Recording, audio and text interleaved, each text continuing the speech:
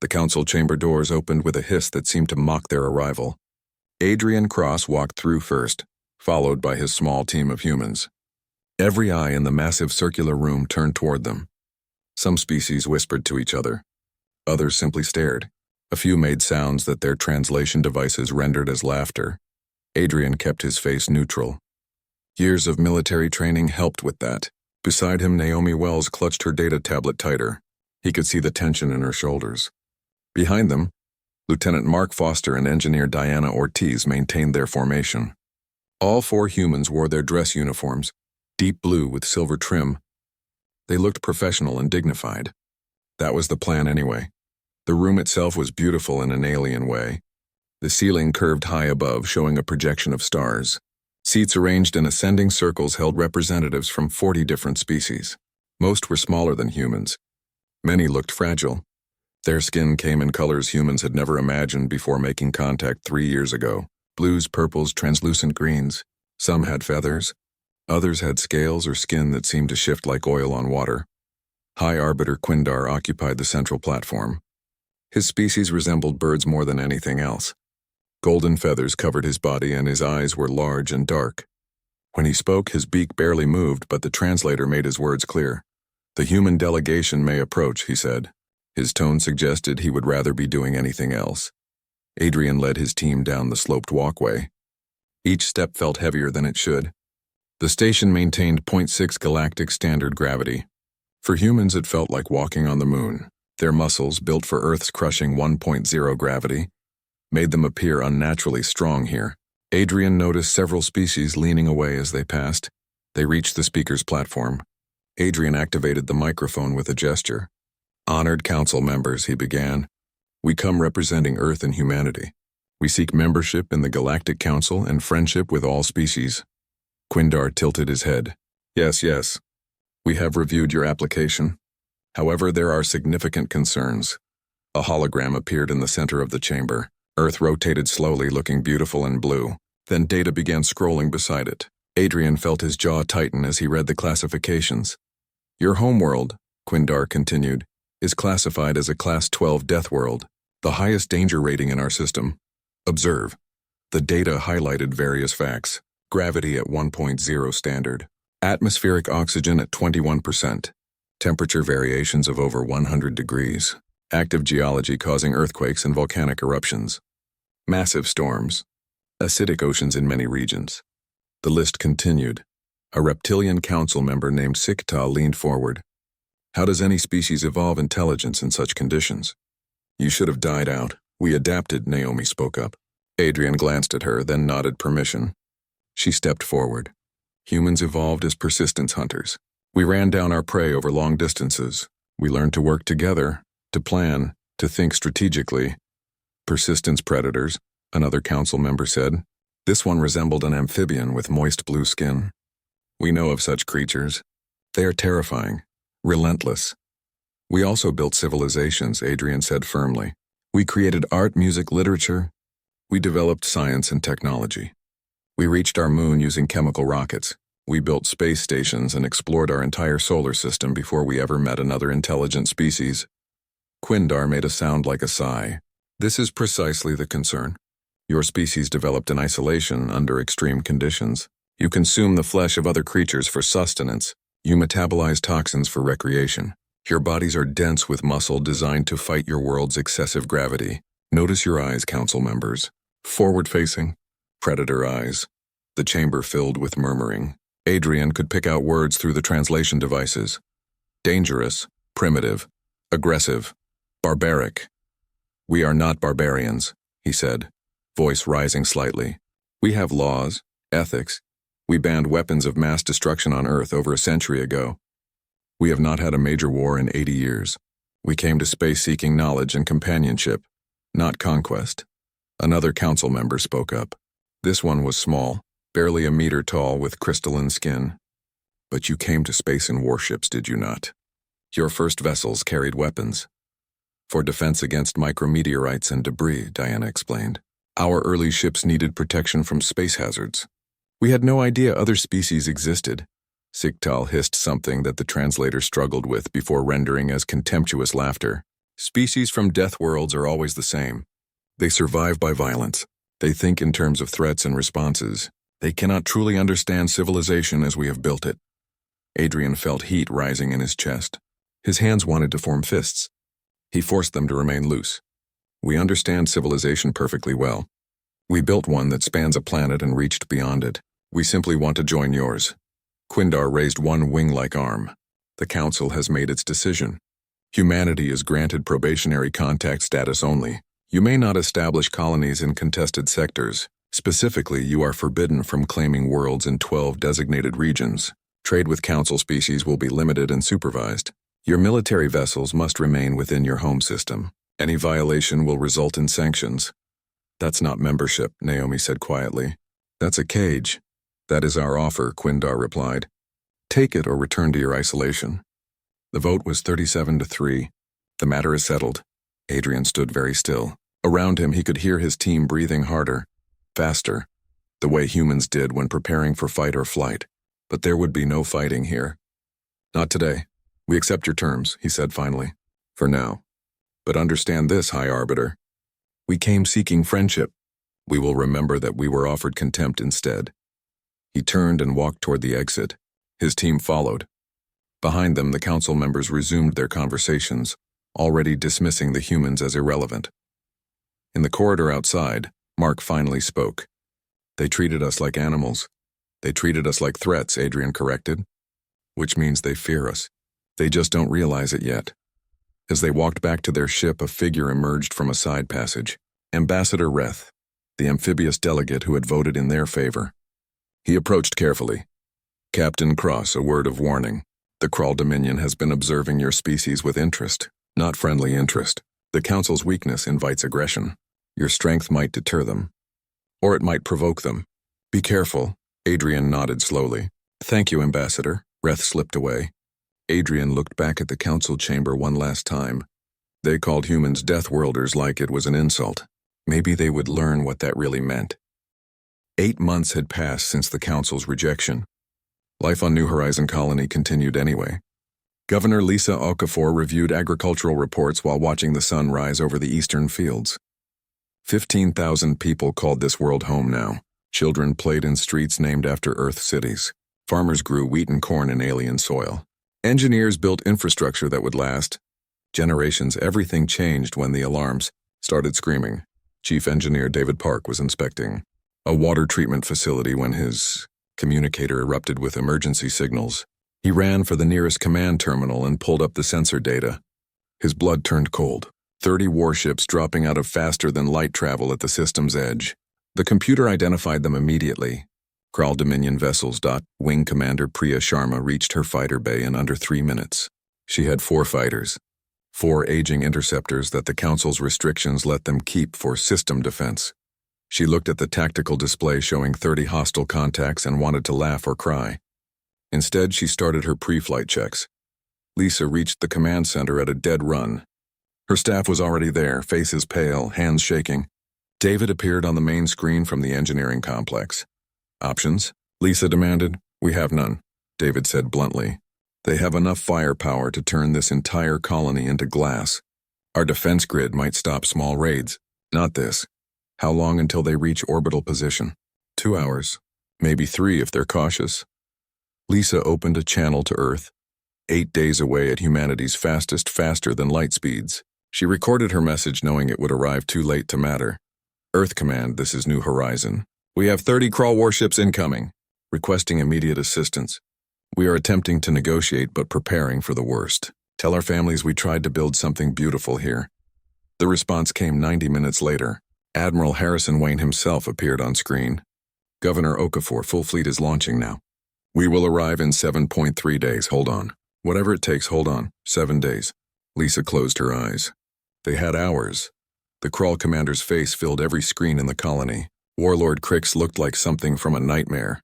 Chitinous armor covered his insectoid body. Multiple eyes reflected light in disturbing ways. Mandibles clicked as he spoke. Humans of the colony world you call New Horizon. This system lies within Krull territorial claims. You will evacuate immediately. You have 24 standard hours. Leave everything. Take only what you can carry. Ships will be provided. Refuse and face consequences. Lisa felt rage building in her chest. This sector is disputed territory. The Galactic Council designated it as open for colonization. We filed all proper claims. Crix made a clicking sound that might have been laughter. The Council protects the weak. We call them. 24 hours, human. Count them carefully, the channel closed. Lisa looked around at her staff. 24 hours to evacuate 15,000 people. Even if they used every ship, every transport, every cargo hauler, they couldn't move everyone in time. And abandon everything they had built. Their homes, their farms, their future. Dr. Raymond Okonkwo, the colony's chief medical officer, spoke quietly. We should start evacuating the children and non-essential personnel. If we must leave, save who we can. And then what? David asked. Where do we go? Earth is months away by civilian transport. The Council made it clear we have no protection. Lisa made her decision. Send a message to Crix.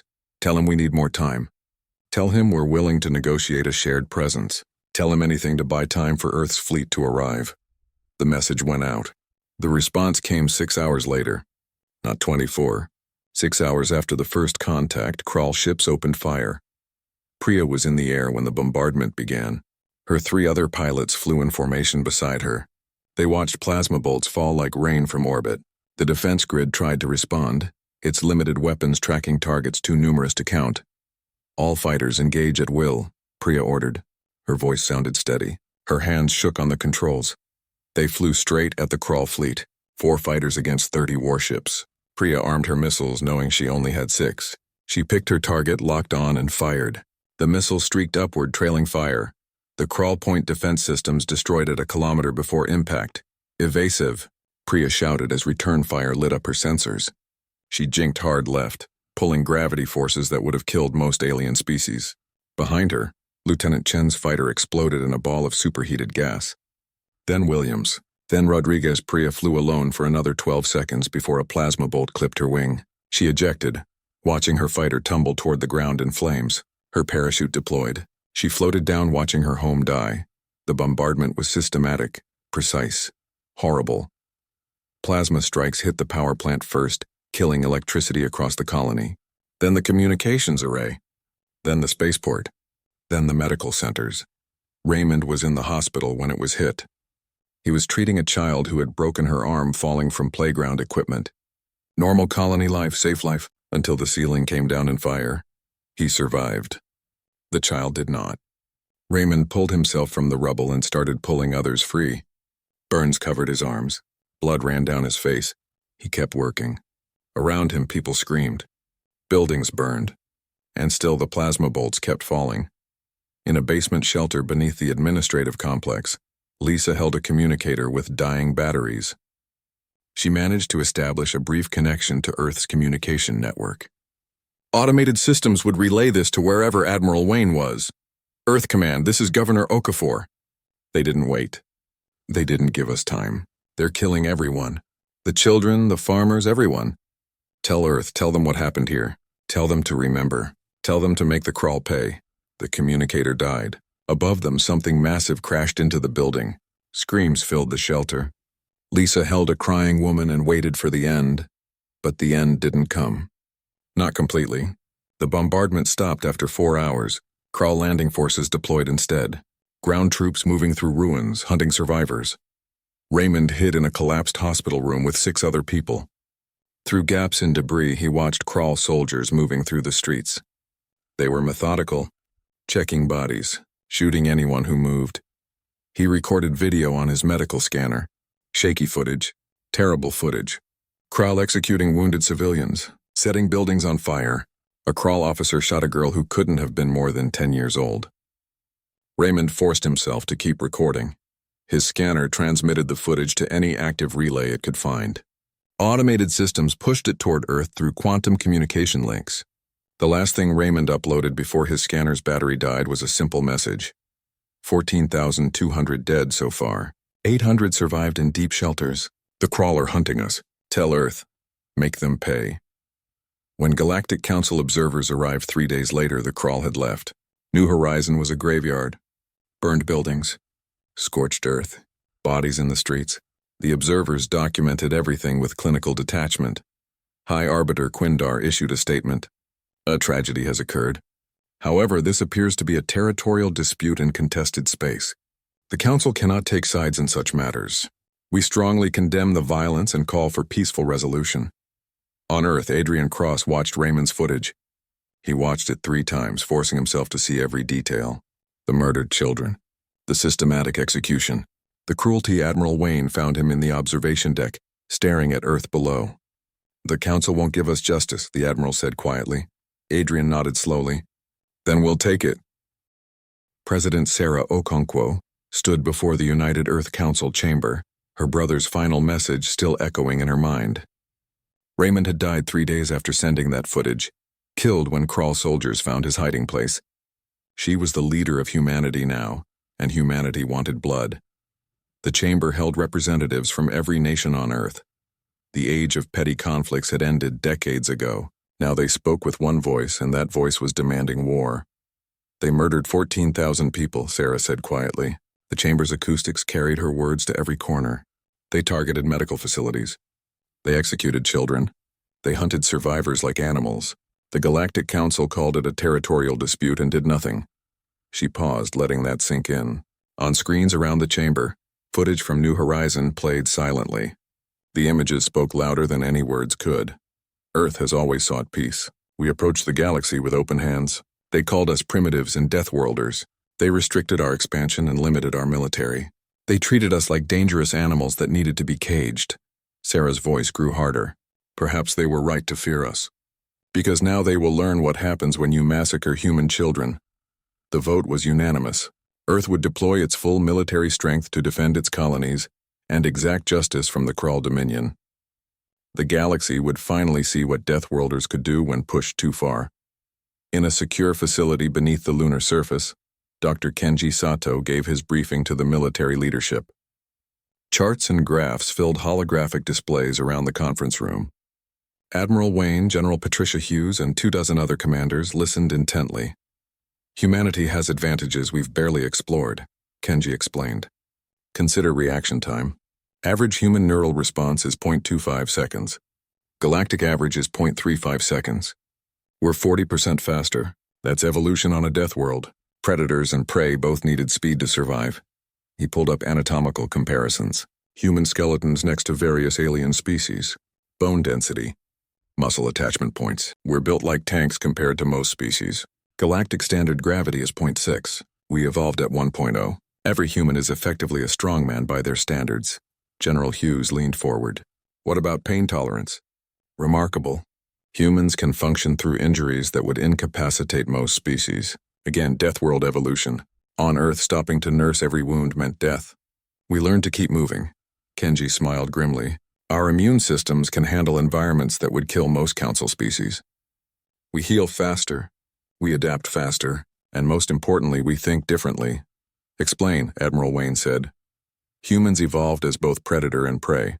We learned to think tactically from both perspectives. Hunt and be hunted. Most galactic species evolved as pure prey, pure predators, or never faced serious threats. They don't think in terms of multi-layered strategy the way we do. They don't improvise as well. They follow doctrine. We adapt." The implications settled over the room. They weren't just going to fight the Krull. They were going to show the galaxy what Deathworld evolution really meant. The fleet Admiral Wayne revealed had been built in secret over 5 years. Out in the Oort cloud beyond the Council's sensor range, Earth had constructed shipyards. Not small facilities, massive orbital construction platforms that rivaled anything the galaxy had ever seen. 200 warships hung in formation beyond Neptune's orbit, each one designed specifically for human crews and human capabilities. The ships could accelerate at 8 gravities sustained. Crews trained in specialized gel pods that let them survive forces that would reduce other species to paste against bulkheads. Weapon systems drew inspiration from Earth's violent history. Railguns that fired projectiles at relativistic speeds, nuclear-tipped missiles that other species considered wasteful because they destroyed targets completely instead of leaving salvage. Laser systems pumped by fusion reactions that made galactic plasma weapons look like toys. The Council restricted our military in known space, Admiral Wayne told his assembled commanders via holographic conference. They said nothing about what we built out here. They assumed we were primitive. They forgot that primitive species from Deathworlds are dangerous specifically because we're primitive. We haven't learned to civilize our warfare. In recruitment centers across Earth and its orbital colonies, volunteers overwhelmed the system. Every branch exceeded its quotas within hours. Veterans who had retired years ago returned to service. Civilians demanded training. Teenagers lied about their ages trying to enlist. One recruiting officer in New York processed applications with tears running down her face. Every single person had the same reason listed. For New Horizon, some added names. Daughters, sons, cousins, friends who had died. The officer approved every application she could. General Hughes assembled her ground forces. Marines, Special Operations Combat Engineers. 20,000 of humanity's finest soldiers prepared for deployment. Their equipment was designed for Earth gravity, Earth temperatures, Earth atmosphere. It made them look like armored giants compared to galactic standard equipment. A sergeant major addressing new recruits put it simply. You're bigger, stronger, and faster than most of what you'll face. You can breathe heavier concentrations of oxygen. You can survive injuries they can't. And you're meaner because you grew up on the meanest rock in this arm of the galaxy. Remember that. Use that. Adrian Cross, now appointed Special Military Advisor, drafted the operational plan. His fingers moved across holographic displays marking targets. Tartarus Station, the crawl forward operating base. Secondary targets included supply depots and fleet anchorages. The goal wasn't occupation. It was demonstration. We're not trying to conquer the Crawl Dominion, he explained to the president. We're establishing deterrence. We're showing the galaxy that attacking humanity has consequences. Severe consequences. Sarah looked at the casualty projections. Even with all their advantages, humans would die. Thousands of them. She thought of her brother, bleeding out in a ruined hospital. She thought of the children executed in the streets. Proceed, she ordered. The fleet launched from beyond Neptune 3 weeks after New Horizons' destruction. 200 warships in precise formation, each one painted with Earth's symbol, not flags of individual nations. One unified symbol representing their entire species. Admiral Wayne sent a message to the Galactic Council before engaging faster-than-light drives. It was brief and to the point. Earth is deploying military forces to defend our citizens and exact justice for the New Horizon massacre. We will engage any hostile forces encountered. We recommend the Council stay out of our way. High Arbiter Quindar's response came quickly. This aggression violates Council protocols. You will stand down immediately or face sanctions. Adrian, standing on the bridge of the flagship Retribution, sent his own reply. Even briefer. No. The fleet jumped to faster than light speed. They pushed their drives to limits that made Council species nervous. Accelerations that their safety protocols would forbid. Human crews endured it because they had no choice. Evolution on a Deathworld meant learning to endure. 7 days to crawl space. 7 days to show the galaxy what happened when you murdered human children. 7 days until the Deathworlders arrived in fury. Tartarus Station hung in the void like a massive insect nest. Crawl architecture favored sharp angles and dark metals. The station housed 15,000 Crawl military personnel, served as a supply depot for 3 fleet groups, and coordinated operations across 12 systems. Warlord Crix commanded from here, confident and unconcerned. The humans were still 3 days away according to standard faster-than-light calculations. The human fleet dropped out of hyperspace 6 light hours from the station, 3 full days ahead of Crawl estimates. Admiral Wayne studied the tactical display with satisfaction. Pushing their drives to dangerous limits had paid off. Speed and surprise, the oldest military advantages in existence. All ships, battle formation Delta. Prepare for acceleration to combat speed. Inform all crews to enter gel pods. We're going in fast. Across the fleet, 40,000 humans climbed into specialized acceleration pods filled with oxygenated gel. The substance would protect them from the crushing forces about to be applied. Most galactic species couldn't even conceive of needing such equipment.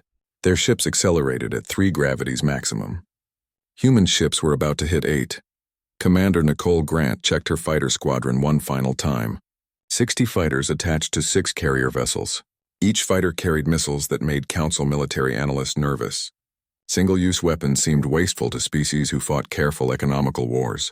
Humans called them ammunition. All fighters report ready, she transmitted to the Retribution. Give us a target and we'll make it disappear. Crix received the alert in his command chamber. Sensors showed 200 human vessels incoming at impossible speeds. His tactical officer kept recalculating, certain the numbers were wrong. No ship accelerated at 8 gravities. Crews would die from the force. They're Deathworlders, Crix reminded his officers. Their bodies can handle stress that would kill us. Deploy all defensive fleets. 60 vessels should be more than sufficient. They're primitives with fast ships. We'll teach them how real military forces fight. The Crawl fleet moved to intercept in textbook defensive formation. Crix had commanded fleets for 30 years. He had fought species far more advanced than humans. This would be another easy victory. The fleets met at a point 3 light hours from Tartarus Station. Crawl vessels spread in a defensive sphere, overlapping their shield coverage. Standard galactic doctrine. Humans came straight in like a spear, not bothering with clever formations. They attack like barbarians, one of Crix's officers observed. No subtlety. Then we'll cut them apart, Crix replied.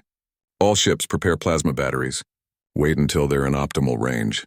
Admiral Wayne watched the Crawl formation with experienced eyes. Beautiful, textbook perfect, and completely wrong for fighting humans. They expected a careful exchange of fire, maneuvering for advantage. Ships disabled rather than destroyed so both sides could salvage valuable hulls. Civilized warfare. All ships open fire the moment we're in range. Full salvo.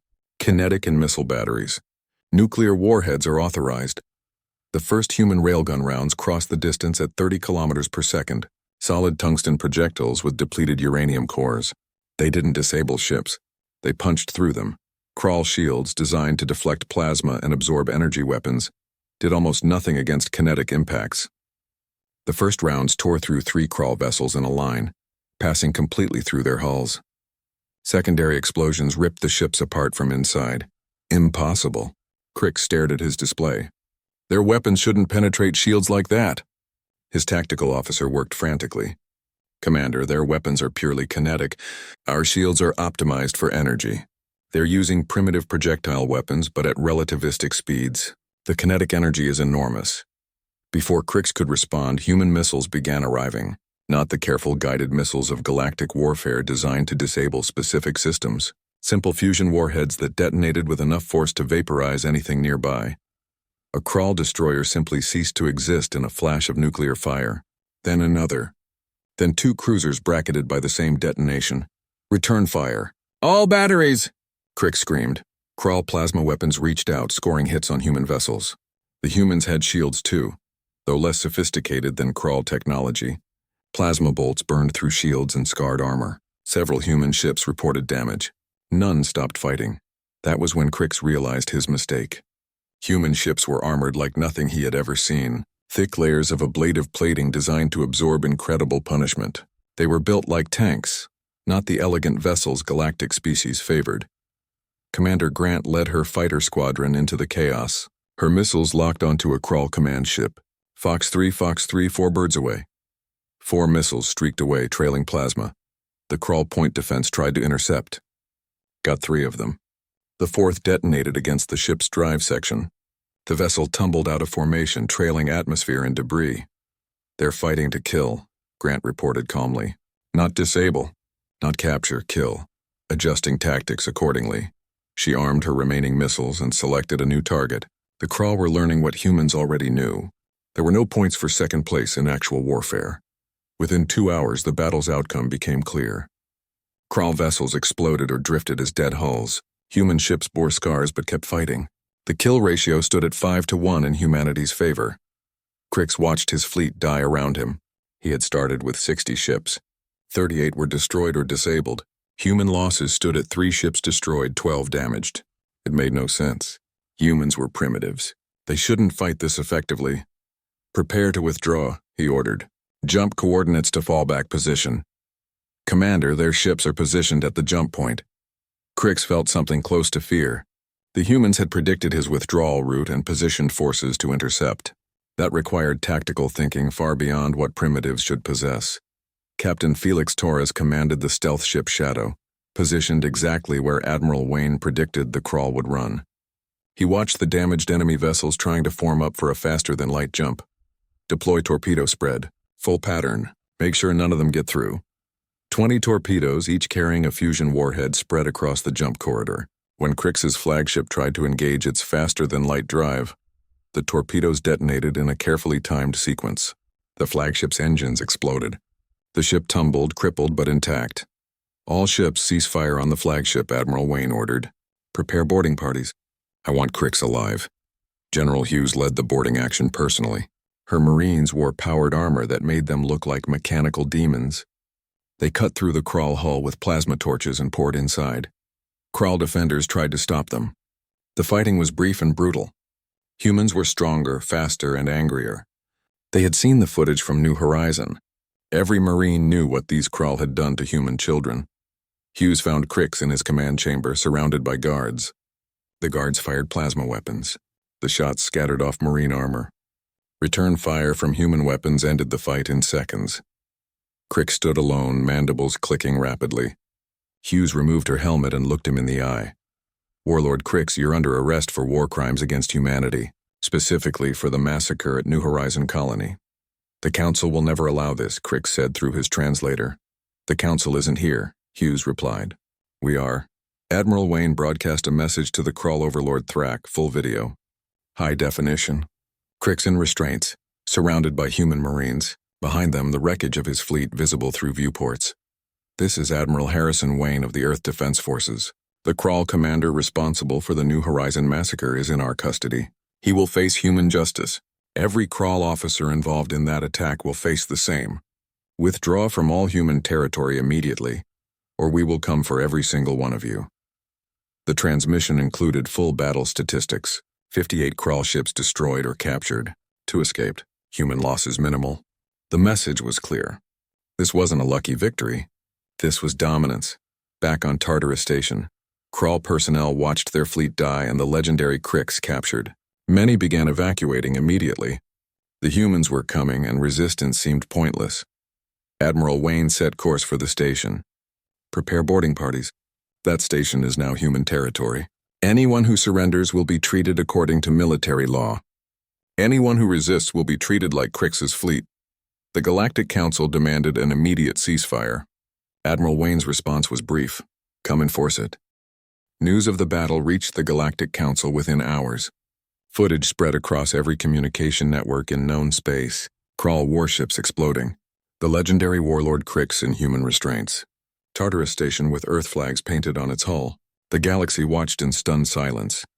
High Arbiter Quindar called an emergency session. Council members arrived in states ranging from shock to terror. The chamber that had mocked humanity 8 months ago now filled with nervous whispers and fearful glances. Councillor Melthar of the Merchant Confederation spoke first. His species resembled tall, thin insects with translucent wings. They destroyed 60 Krull warships.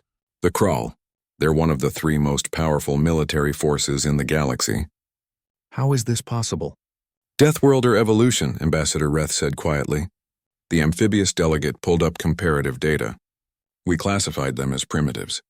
We were wrong. They're efficient predators who learn to think strategically.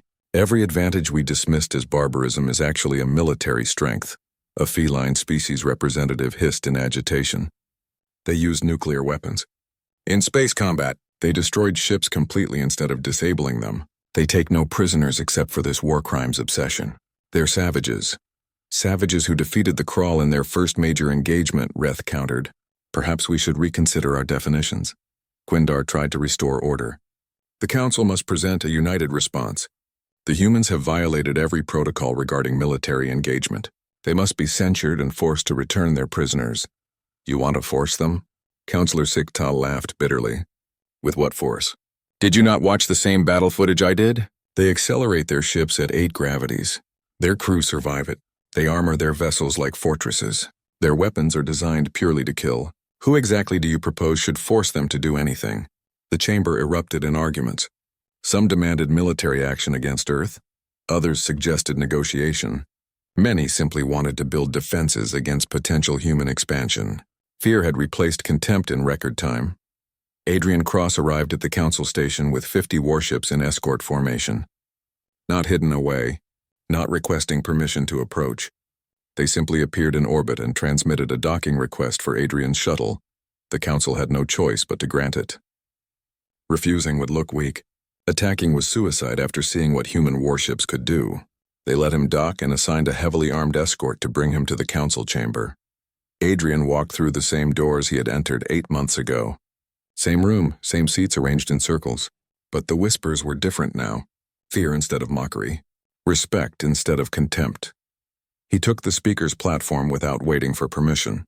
Honored counsel, we meet again under unfortunate circumstances. Quindar's feathers ruffled in agitation. Unfortunate? You've started a war. You've captured Krull military personnel. You occupy their territory. This aggression must cease immediately. Aggression? Adrian's voice cut through the chamber like a blade. Let's discuss aggression. 8 months ago, we came here seeking friendship. You denied us. You restricted our expansion. You treated us like dangerous animals. Fine. We accepted your terms. He activated a holographic display. New Horizon appeared, burning. Bodies in the streets. Executed civilians. Children dead in their schools. The council members who hadn't seen the footage looked away. Those who had seen it still couldn't watch. This is what the Krull did to our colony. 14,200 dead. The council's response was to call it a territorial dispute and do nothing. You abandoned us, so we stopped asking for your help. Melthar spoke carefully. The battle was regrettable, but your response was excessive. You destroyed dozens of ships. You captured a Krull warlord. You occupy their station. Where does this end? It ends when justice is served, Adrian replied. Crix will stand trial for war crimes. Every officer involved in the New Horizon massacre will face the same. The Krull will withdraw from human territory and pay reparations. Those are our terms. Unacceptable. Quindar stood, spreading his wings. You cannot dictate terms to a council species. You're demanding equal status with civilizations thousands of years old. Then consider this, Adrian said coldly. We're 8 months old in galactic terms. We destroyed the Krull's forward fleet in one engagement. Imagine what we'll be capable of in a year, in 10 years, in a century. The silence that followed was absolute. Every council member did the math. Humans were this effective as newcomers. Given time to build, to expand, to develop, the implications terrified them. Ambassador Reth cleared his throat. Perhaps we should examine new evidence before continuing. He transmitted files to every council member. These are communications between High Arbiter Quindar's office and Krull Dominion leadership, dated 2 weeks before the New Horizon attack. Adrian read through them with growing anger. The Krull had informed the council of their planned attack, requested that the council not intervene, and Quindar's office had agreed, believing a lesson would keep humanity contained in their home system. The chamber exploded. Species who had remained neutral suddenly demanded Quindar's removal. The High Arbiter had deliberately allowed a massacre to occur for political purposes. That violated every principle the council claimed to uphold. This is a forgery, Quindar protested. Lies spread by those who want to see humanity elevated beyond their station. The communications are verified through quantum encryption, Reth said calmly. They're genuine. You allowed humans to die because you feared them. You thought a tragedy would justify continued restrictions. Instead, you created exactly what you feared. An angry Deathworld species with nothing left to lose. While the council dissolved into chaos, a private communication reached Adrian. Krull Overlord Thrak requesting direct negotiation. Adrian stepped out of the chamber to take the call. Thrak's face appeared on screen. Unlike Crix, the Overlord looked ancient, scarred, intelligent. Human Cross, we need to discuss terms. I stated our terms publicly, Adrian replied, and they're harsh, but not impossible. Thrak's mandibles clicked slowly. I watched the battle. I've seen your capabilities. The Krull Dominion has existed for 2,000 years by knowing when to fight and when to negotiate. We'll accept your terms, all of them. Crix and the other commanders will be surrendered for your trial. We'll withdraw from the 8 disputed systems. Reparations will be paid. Just end this before you come for our homeworlds. Adrian studied the old warrior. Saw genuine respect there, and genuine fear. You understand we could come for your homeworlds anyway.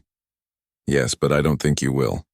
Humans fight for justice, not conquest. At least that's what your actions suggest. Prove me right. Accept our surrender. Show the galaxy that Deathworlders can be merciful as well as terrible. Adrian considered. Earth wanted justice, not genocide. Showing mercy from a position of strength would send its own message. Agreed. Transmit the coordinates where you'll transfer the prisoners. The reparation schedule will be negotiated separately. And Overlord? Tell the galaxy what happens to species who massacre human civilians. Trust me, Thrax said quietly. After today, everyone knows. Adrian returned to the council chamber. The vote to remove Quindar had already passed. Reth now held the position of interim High Arbiter. The Krall have surrendered, Adrian announced. They've accepted full responsibility and will face justice. Humanity's territorial claims are recognized. We're also formally requesting full council membership. Not probationary status. Full membership with voting rights. Reth looked around the chamber. All in favor? The vote was unanimous. Every species that had mocked humanity now voted to welcome them as equals. Fear was a powerful motivator. There's one more thing, Adrian said. The Council's military restriction protocols clearly don't work. We'll be maintaining our fleet at full strength. Any species that objects is welcome to try enforcing the restrictions. No one objected. The Deathworlders had arrived. The galaxy had learned to respect them. And everyone understood that respect was just another word for fear. 5 years passed like water through open fingers. New Horizon had been rebuilt, but not as it was. The colony now served a different purpose. 14,200 names covered a memorial wall that caught the light of 2 suns. People came from across human space and beyond to remember. Fleet Admiral Adrian Cross stood before that wall every year on the anniversary. Today, representatives from 40 species stood with him. Some came out of respect. Others came because refusing the invitation would have been politically dangerous. Either way, they came. We remember, Adrian said simply. His voice carried across the memorial grounds. We remember those who died. We remember why they died, and we remember what we became because of their deaths. Behind him, cadets from the New Horizon Military Academy stood at attention. 200 young officers from 20 different species, learning tactics from humanity.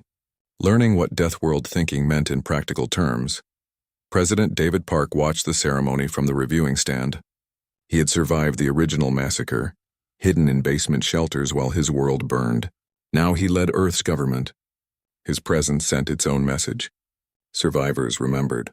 Survivors built. Survivors became stronger. The Academy had been Ambassador Reth's idea. Now High Counselor Reth, leading the reformed Galactic Council. He had proposed it 3 years ago. Let other species learn from humanity. Not to create more Deathworlders, but to understand how Deathworlders thought. How they fought. How they survived. Commander Priya Sharma ran the flight training programs. She had been the only pilot to survive New Horizons' defense. Now she taught the next generation how to fly fighters in combat. Her students came from species who had never considered military service before humanity arrived. A young Melthar cadet approached her after the ceremony. His translucent wings buzzed nervously. Commander, a question? Why do humans train us in your methods? Aren't you worried we'll use this knowledge against Earth? Priya smiled slightly. You've been here 2 years. Could your species defeat us in combat? The cadet hesitated. No, Commander. We've learned enough to know we couldn't. Your advantages are built into your evolution. We can learn the tactics, but we can't replicate the physical capabilities. Exactly. We're teaching you because it doesn't matter if you know how we fight. You still can't beat us. And maybe if you understand us better, you won't make the mistake the Krall made. She looked at the memorial wall. Nobody needs to die like that again. Earth's expansion had been dramatic. 47 colony worlds now, each one defended by at least one fleet group. Humanity had learned its lesson about leaving settlements unprotected. Every colony had defenses that would make attacking them costly. The Earth Defense Forces now fielded over 500 warships. More were under construction in shipyards scattered across 3 systems. Other species watched nervously. Some demanded the Council impose limits. The Council, now led by someone who actually understood humans, refused. Humanity earned their strength, Reth told complainers. They paid for it in blood. If you're concerned about their expansion, consider offering friendship instead of restrictions. They respond well to respect. 3 species had taken that advice seriously. The Reth Confederation naturally aligned with humanity, given their leader's relationship with Earth. The Merchant League needed protection for their trade routes and hired human escorts. The Talwar clans, a warrior culture, recognized kindred spirits in humans. Together they formed a loose military alliance. Nothing formal. No binding treaties. Just an understanding that attacking one would mean facing all. Given that the smallest member of this alliance could defeat most council species individually, it provided remarkable security. Dr. Naomi Wells served as Earth's chief diplomat now. She sat in council chambers that used to mock her species. Now they listened when she spoke. Fear and respect blended into a useful political tool. The latest proposal, she explained to President Park during a briefing, is joint scientific research on Deathworld adaptation. Several species want to understand how humans survive environments that would kill them. Some are genuinely curious. Others want to know our weaknesses. Let them look, Park replied. They won't find easy weaknesses. And the technology sharing might benefit us. The War Crimes Tribunal had concluded 2 years ago. Crix and 39 other Crawl commanders were convicted. Their sentences, life imprisonment on Earth. The irony wasn't lost on anyone. Forcing Crawl to live on humanity's Deathworld was considered the harshest punishment imaginable. Crix himself had been interviewed by Galactic media. The questions focused on his change in perspective. I was arrogant, he admitted. The translator made his clicking mandibles comprehensible. We all were. Humans were primitives, survivors. Nothing more. I didn't understand that surviving a Class 12 Deathworld required capabilities we couldn't imagine. Now I live on that world. The gravity crushes me. The oxygen slowly poisons my metabolism. The temperature variations cause constant pain. And humans consider this home comfortable. They evolved here, thrived here. We should have been terrified of them from the start. The interview became required viewing at the military academy. Understanding your enemy's perspective. Understanding your own strengths. Both lessons contained in one defeated warlord's words. On the frontier of human space, new sensors detected something unusual. Captain Felix Torres commanded a long-range reconnaissance vessel.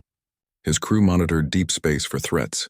They found one unknown vessels, technology that didn't match any database records, moving through systems on the galaxy's edge, not openly hostile but not responding to hails either, just surveying, collecting data, and moving on. Torres transmitted his findings back to Earth. Admiral Wayne reviewed them with his senior staff. Opinions? New species, one analyst suggested. Maybe newly spacefaring like we were 5 years ago. Their technology is too advanced for that, another countered. These are stealth ships, purpose-built for reconnaissance. Someone is scouting the galaxy.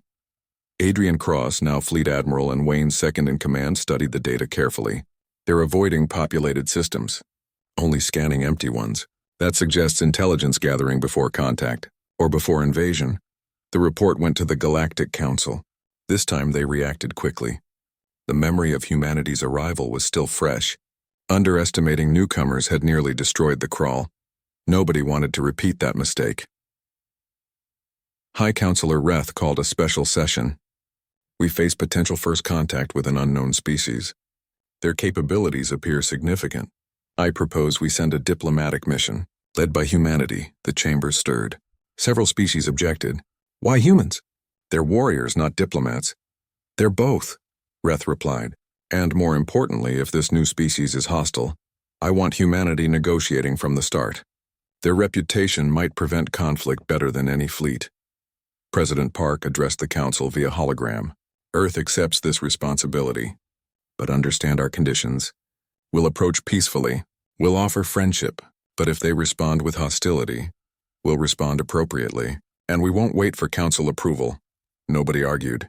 They had learned that lesson. The combined fleet assembled near New Horizon. Fitting that it launched from there, 300 human warships, 400 allied vessels from multiple species, the largest military force ever assembled in galactic history, not to attack, to explore, to make contact, but ready for anything. Admiral Adrian Cross stood on the bridge of his flagship looking at the fleet on his displays.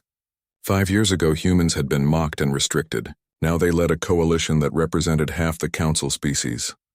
They called us Deathworlders, he said quietly to his executive officer. Meant it as an insult. As a way to diminish us, and now, sir? Now it's our calling card. It's what we are. Survivors who became protectors. They wanted us caged. Instead, we're leading the galaxy into the unknown. The fleet prepared for departure. Final checks completed. Course plotted. Crews at stations. Across 700 ships representing 20 species, everyone waited for the order. President Park gave it from Earth. Simple and direct. Find out who they are. Find out what they want. And make it clear that this galaxy is protected by all of us. But especially by humanity. Adrian smiled slightly.